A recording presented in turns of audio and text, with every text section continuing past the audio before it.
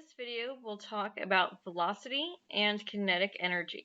This is part of our learning objective for describing the relationship between molecular velocity, kinetic energy, and the molar mass of a gas. So earlier we showed this distribution of particle speeds, and then we showed it at different temperatures. And so in this graph, we can see that this bell curve is not completely symmetric. This is known as a Maxwell-Boltzmann distribution. This side is a little bit fatter than this side, and so there's more particles at these higher speeds and then fewer over here. The kinetic energy is, so the official definition of kinetic energy is 1/2 mv squared, where v is velocity. In physics, velocity has both a direction and a magnitude, and then speed does not have direction. And so we don't really care about the direction that the particles are traveling in, and so we're going to just say that the kinetic energy is 1/2 mu squared, and so u is the speed of the particle. It doesn't matter which direction it's going in. Back to this distribution. The peak of this distribution is known as the most probable speed. And so you see UP here, that's the most probable.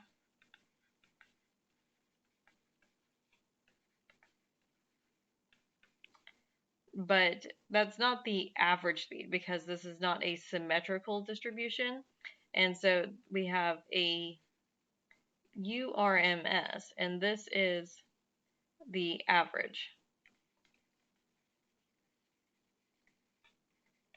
It's a special type of average, and we don't really need to worry about the derivation of that average, but it's known as root mean square. So if we write out RMS here, that stands for root mean square.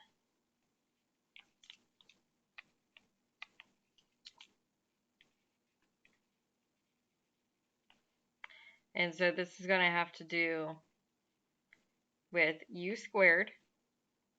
And then we take the mean of that. Mean means average.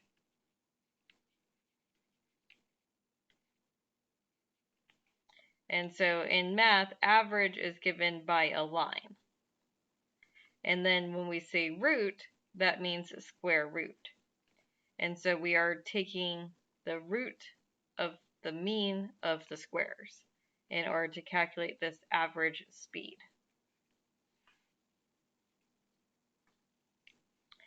So here is that URMS, that root mean square average, showing you that it's the square root of the mean. So that's the line there. And so we got the root, we got the mean, and we got the square. Now, I didn't talk about that speed, but speed here, when we are averaging it, averaging always takes into account how many things that you're averaging together. And so that's going to be talking about how many moles of gas are at particular speeds. And so this average is related to the number of particles. That allows us to do some manipulation here, relating how moles of gas is equal to PV equals nRT, and how kinetic energy is equal to 1/2 mu squared. And there's some complicated math in here that we're not going to worry about, and that leads us to another equation for the root mean square, which is the square root of 3 times R times T divided by the molar mass. Now we have to pay attention to our units. The R that's going to be used in this equation for the root mean square speed is 8.314 joules per mole Kelvin. And molar mass will need to be in kilograms per mole, as opposed to our normal grams per mole. We need this to be in kilograms per mole because of how a joule is defined in terms of other SI units. And we always need our units to cancel out. But this tells us that our speed is directly proportional to temperature. As temperature increases, our average speed increases. This also tells us that our speed is inversely proportional to the molar mass. As our molar mass increases, our speed will go down. So let's talk about those units, shall we? So earlier we said that kinetic energy was equal to 1/2 mu squared. So a unit for kinetic energy is joules. So that's a unit for energy. The 1/2 here doesn't have any unit. So there's no unit for the 1/2. Mass, it has a unit of kilograms. And then the speed has units of meters per second. And so a joule is equal to a kilogram times a meter squared per second squared. So now let's figure out what units our root mean squared velocity will have. Our root mean squared velocity is equal to the square root of 3 times r times t divided by the molar mass. And so let's put in the units for all of these values. 3 doesn't have a unit, so we're going to leave that out. There's no unit on the 3. The R had units of joules per mole Kelvin. And the temperature has units of Kelvin. And now our molar mass, we said, needed to have units of kilograms per mole. So this K can cancel out with that K, that mole can cancel out with that mole, and then we are left with the square root of joules over kilograms. But we know that a joule is equal to kilograms per meter squared per second squared. And so that is going to be equal to kilogram meters squared per second squared. Almost forgot the G in my kilogram. And so now the kilograms cancel out. And so now we're left with the square root of meters squared per second squared, which is equal to meters per second. So the units of RMS are meters per second. A joule is equal to a kilogram times meters squared per second squared. And that's based on our kinetic energy equation. So units are very nice and friendly. We have to learn to love units and realize that if we make our units match what we want, then we can derive all sorts of nice formulas.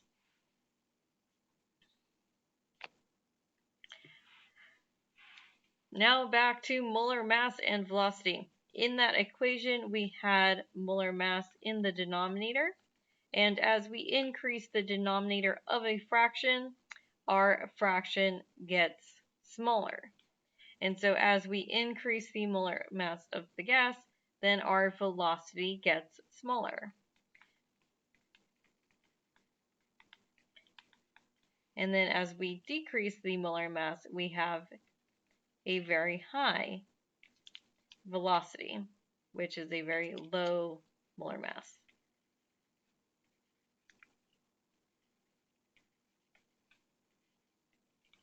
I can't write. I'm trying to write U4M3V02a.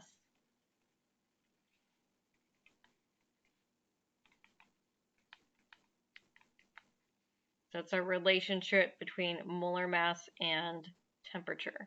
So we can rank all of these. But notice how they all start out here. And so we have the distribution it gets spread out. It's like you're picking up this end and just pulling it out, and you're making it very broad. And so that's telling us these really light particles have a very broad distribution of velocities. And then as the molar mass decreases, then they're more at the same speeds. Temperature also influences that root mean square U4M3. So that was 3RT over M. And so T here, if T increases, then our speed increases. So here we have low temperature, and then as we increase the temperature, we are making our gas particles go faster. And you can see that it spreads out much like the molar mass did. We're just kind of taking this, it's like a little string, and if you're pulling this way, it just kind of spreads out. And so there's a broader distribution at higher temperatures. All right, let's do an example problem where we're trying to calculate our root mean squared velocity of xenon atoms at 25 degrees Celsius. I almost forgot to grab my periodic table. How else am I going to find out the molar mass of xenon? And so I'm just going to rewrite my equation up here. I don't know why I keep writing the Greek letter. Keep writing the Greek letter mu instead of just like a regular u. So my root mean squared velocity is equal to 3RT over my molar mass. My molar mass needs to be in kilograms per mole. And so my molar mass of xenon is Xe. That's a noble gas. That's 131.29 grams per mole. And I need to convert that into kilograms per mole. And so there are 1,000 grams in 1 kilogram.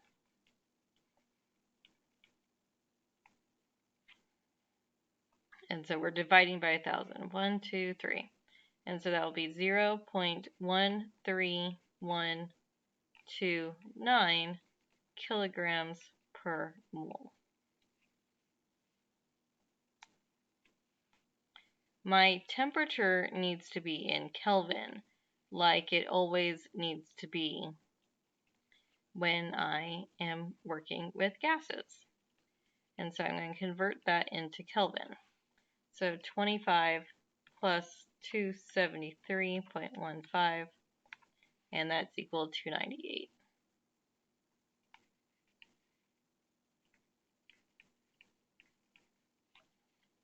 All right, so now I'm ready to plug in to my U4M3 equation. And so that is the square root of 3 times 8.31. Come on. Tablet's not cooperating. Joule per mole Kelvin. And then my temperature is 218.15 Kelvin. And then my denominator is kilograms per mole. That's an M there for mole. And I didn't write the value. That's 0.13129. Okay, so let's type this all into my calculator. And I'm going to need a fraction.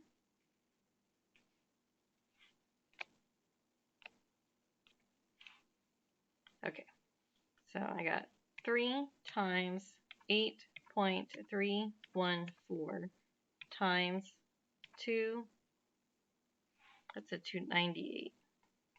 Stupid pen.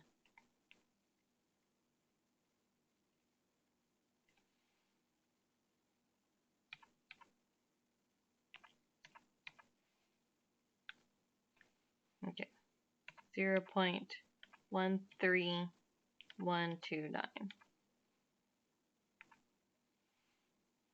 And so that is 237.9.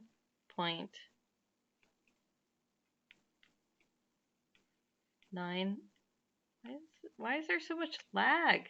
There's never this much lag. Okay, and then we worked out that if we did all these units, that my speed would be in meters per second. Alright, now sig figs. This is the only number I was given, and that was significant to the ones place. And so since that's significant to the ones place, then I'm going to be keeping my answer significant to the ones place, and that would have 3 sig figs going into all this multiplication. So that is 238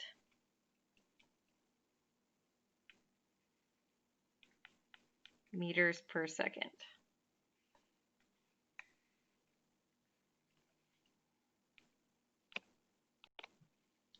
Here's the practice problem for you. A commercial airplane travels at 257 meters per second. At what temperature in Fahrenheit will nitrogen gas have a URMS of 257 meters per second? So first we have to remember that nitrogen gas is one of our diatomic elements. So we have to remember that nitrogen, oxygen, fluorine, chlorine, bromine, iodine, and hydrogen are our diatomic 7. And so that's going to help us get our molar mass correct. And so that's going to be 2 times 14.007. And then we're going to have to convert that into kilograms per mole. And so I'm going to divide by 1,000 in order to get into kilograms per mole.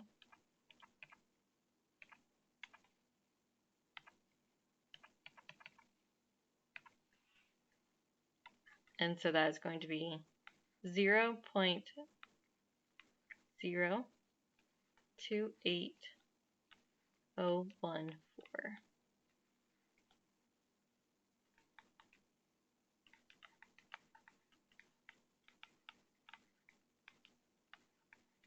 And so that's kilograms per mole.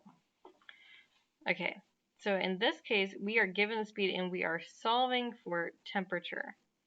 When we first solve for temperature, we'll get temperature in Kelvin, but then we'll have to convert it into Fahrenheit. And so now we got our speed of 257, and that's going to be equal to the square root, almost forgot my units. That's going to be equal to 3 times my R, which is 8.314 joules per mole Kelvin. And then we're going to be solving for T. So I'm just going to be leaving that as a T. Then we will solve for T.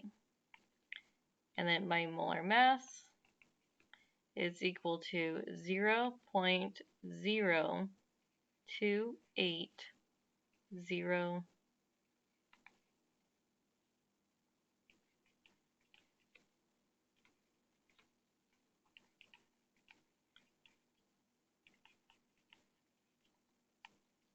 Okay.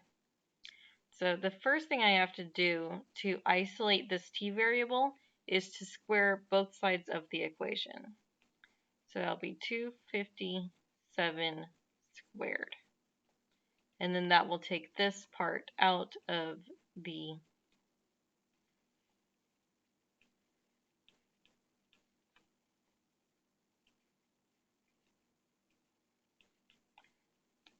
fraction. I'm going to leave units off for now because I don't have a lot of space, and I want it to look more like a regular math problem.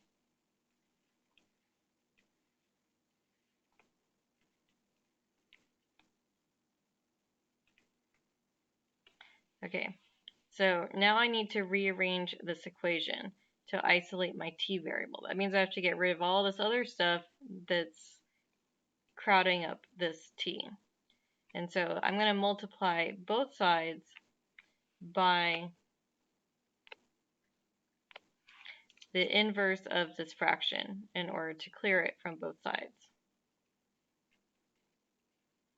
So that means I'm going to have to multiply by 0.028014. That's a 2, by the way. And then I'm going to divide by 3.3 times 3, 8. That's an 8. Oh man, I'm going to have to restart my tablet to find out why it's so laggy. And then I have to do that to both sides. I don't have a lot of room.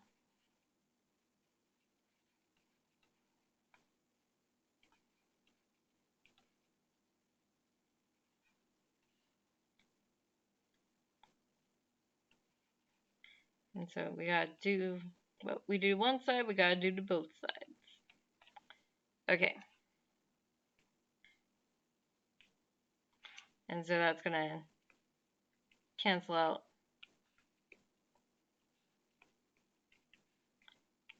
everything but the T.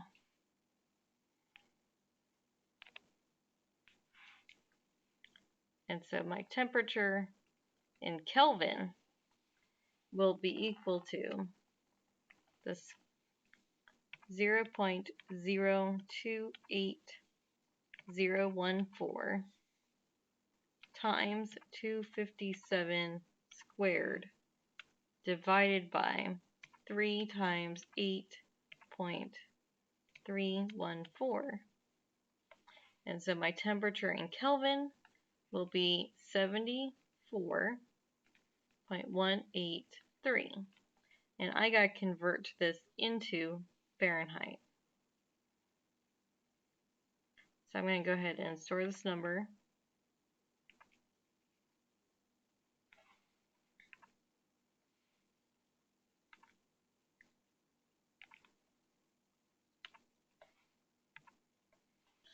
And then I see that this is CONV, and so I think that means convert. And so I'm going to go shift like that, and I want to go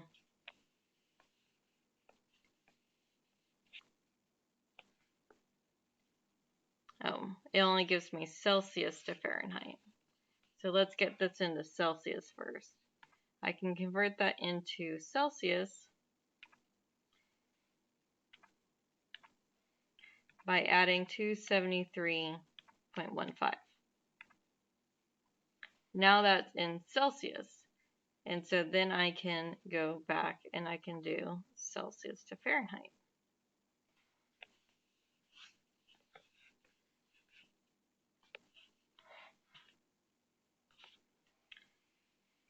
And so in Fahrenheit,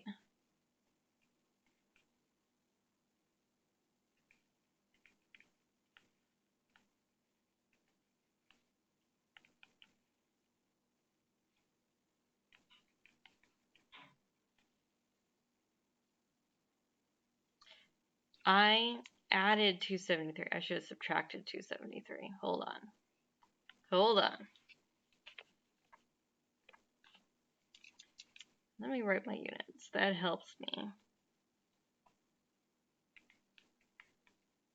That's in Kelvin.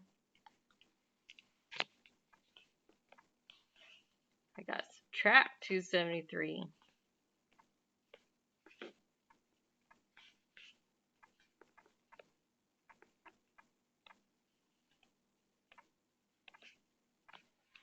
Okay. That's making more sense now.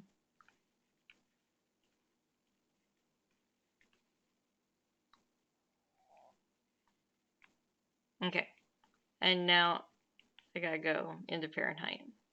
I knew that Fahrenheit temperature made no sense. I was just going too fast. When I looked at that, I was like, no, 74 Kelvin is not positive 600 something Fahrenheit. That makes no sense. That's cold.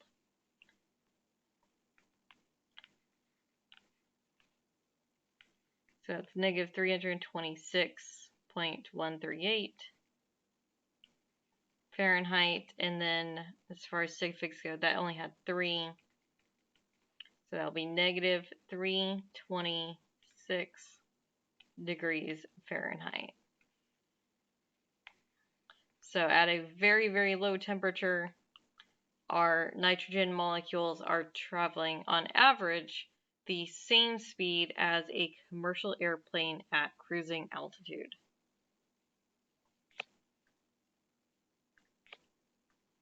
All right, let's do a conceptual check based on our answer to the last question. Which is moving faster, a commercial airplane at cruising altitude or a molecule of nitrogen gas at room temperature?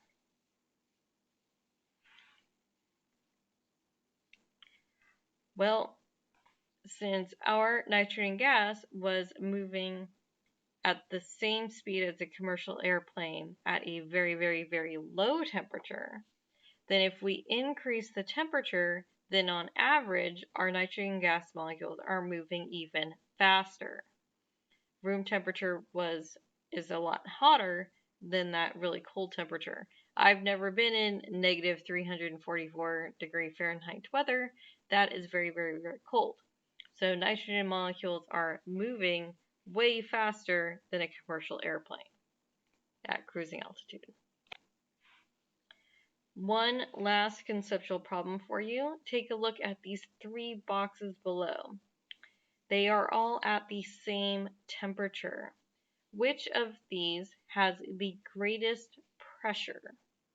Go ahead and pause the video and think about this, and then unpause the video when you're ready to check your work. Okay, so let's go over this. So it says to assume that the mass is proportional to its size.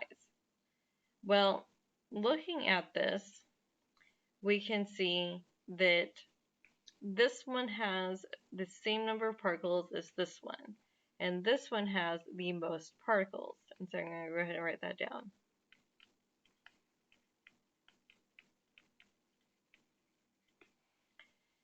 This one and this one have the same size atoms, and so we don't have to worry about that mass. We just have to think about the number of particles. Pressure increases as the number of particles increases. And so we can cross this one out because this one can't have the same amount of pressure as this one. This one is lower pressure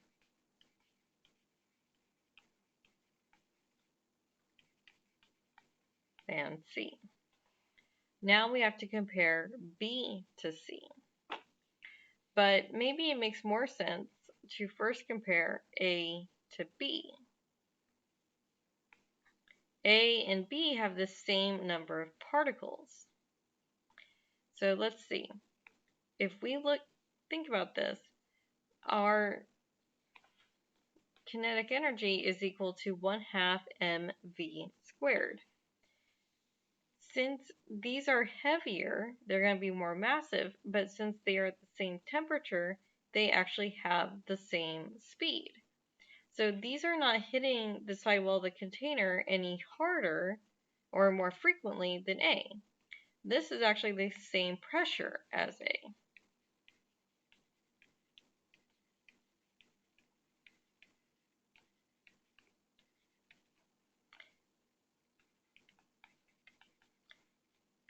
So they are all at the same temp. Bigger mass moves slower. And so that means that we're not hitting the sidewall of the container any harder. We're hitting it less hard. Well, it's hitting it with the same force as before because we have the mv squared component in there. So C has the highest pressure.